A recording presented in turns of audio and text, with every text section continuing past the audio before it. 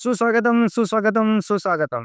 નમસ્કાર વિદ્યાર્થી મિત્રો, સ્વાગત છે તમારું મેથ્સ એન્ડ ઇંગ્લિશ યુટ્યુબ ચેનલમાં। જો વિદ્યાર્થી મિત્રો હજુ સુધી તમે આપણી યુટ્યુબ ચેનલ મેથ્સ એન્ડ ઇંગ્લિશને સબસ્ક્રાઇબ ન કરી હોય તો સૌપ્રથમ ચેનલને સબસ્ક્રાઇબ કરી દેજો। તો ચાલો આજના વિડીયોની શરૂઆત કરીએ। વિદ્યાર્થી મિત્રો, આજે આપણે ભણવાના છીએ સ્વાધ્યાય 1.5ની અંદર દાખલા નંબર 2, જેમાં કહ્યું છે કિંમત શોધો, જેમાં કુલ 4 દાખલા આપેલા છે। જો તમે આની આગળનો પ્રશ્ન નંબર 1નો વિડીયો ન જોયો હોય તો આ વિડીયોના ડિસ્ક્રિપ્શનમાં તે વિડીયોની લિંક મૂકેલ છે, જ્યાંથી તમે વિડીયો જોઈ શકશો। ચાલો હવે આપણે આ વિડીયોની શરૂઆત કરીએ, જેમાં દાખલા નંબર 1 છે 9 ને 3/2 ઘાત। તો આપણે શું કરશું તો કે જે અપૂર્ણાંકમાં છેદમાં લખેલી છે સંખ્યા 2, તો 9 ને એવા સ્વરૂપમાં રૂપાંતરિત કરશું જેની ઘાત 2 આવે। હવે આપણે સૌ જાણીએ છીએ 9 એટલે કેટલા લખાય તો કે 3 ગુણ્યા 3 એટલે કે 3નો વર્ગ। તો આપણે ડાયરેક્ટ અહીં લખી દઈશું, આ 9 છે એની જગ્યાએ લખશું 3નો વર્ગ અને એની પણ 3/2 ઘાત। હવે શું થશે તો કે આ ઘાતની પણ ઘાત છે। શું છે? ઘાતની પણ ઘાત એટલે કે એ બંનેનો શું થશે? ગુણાકાર। તો આપણે ડાયરેક્ટ લખીએ છીએ, જુઓ 3 એની 2 ઘાત ગુણ્યા 3/2 ઘાત। હવે તમે જોઈ શકો છો 2 અને 2 શું થઈ જશે? કટ થઈ જશે। તો 3ની કેટલી ઘાત આવશે? 3।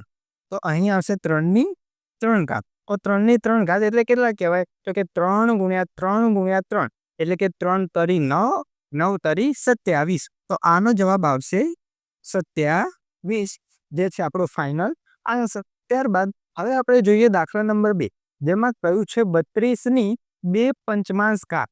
કોની? તો કે 32ની 2/5 ઘાત। તો આપણે શું કરશું તો કે અપૂર્ણાંકનો છેદ જોઈશું, કેટલા લખ્યા છે? 5, માટે 32નું કઈ સ્વરૂપ લખશું તો કે એવું સ્વરૂપ લખશું જેની ઘાતમાં કેટલા આવે? 5। તો આપણે આની આગળના વિડીયોમાં જોઈ ગયા કે 2ની 5 ઘાત એટલે કેટલા થાય? 32।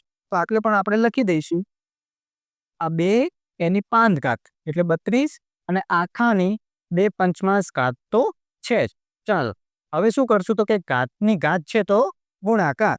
તો 2 એની 5 ઘાત ગુણ્યા 2/5, 5 5 કેન્સલ, તો 2ની 2 ઘાત કેટલી આવશે? 2ની 2 ઘાત। હવે આપણને યાદ હોવું જોઈએ 2ની 2 ઘાત તો જવાબ કેટલો આવે તો કે જવાબ આવે 4, જે છે આપણો ફાઇનલ આન્સર। ત્યારબાદ વિદ્યાર્થી મિત્રો દાખલા નંબર 3 જોઈએ, જેની રકમ છે 16 એની 3/4 ઘાત।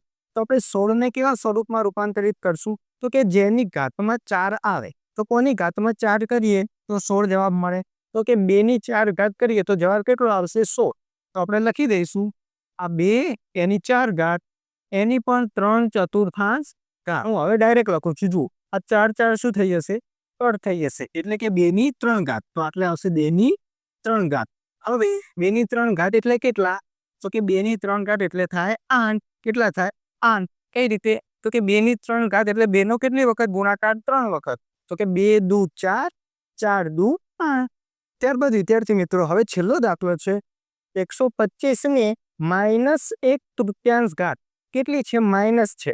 તો આપણે શું કરીશું તો કે સૌપ્રથમ 125 ને એવા સ્વરૂપમાં રૂપાંતરિત કરીશું જેની 3 ઘાત આવે। તો આની આગળના જ વિડીયોમાં આપણે આ દાખલો ભણી ગયા છીએ કે 125 એટલે 5ની 3 ઘાત, એની પણ કેટલી છે તો કે -1/3। કેટલી છે? -1/3।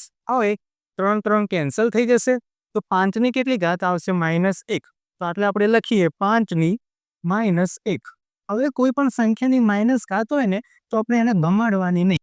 કેમ નહીં ગમાડવાની? કારણ કે એ આપણને સારી નહીં લાગતી। તો આપણે શું કરીશું તો કે કોઈ પણ સંખ્યાની માઇનસ ઘાત હોય એને છેદમાં લઈ જવાની। ક્યાં લઈ જવાની? છેદમાં। એનો મતલબ 5ની -1 ઘાત એટલે 1/5 કહેવાય।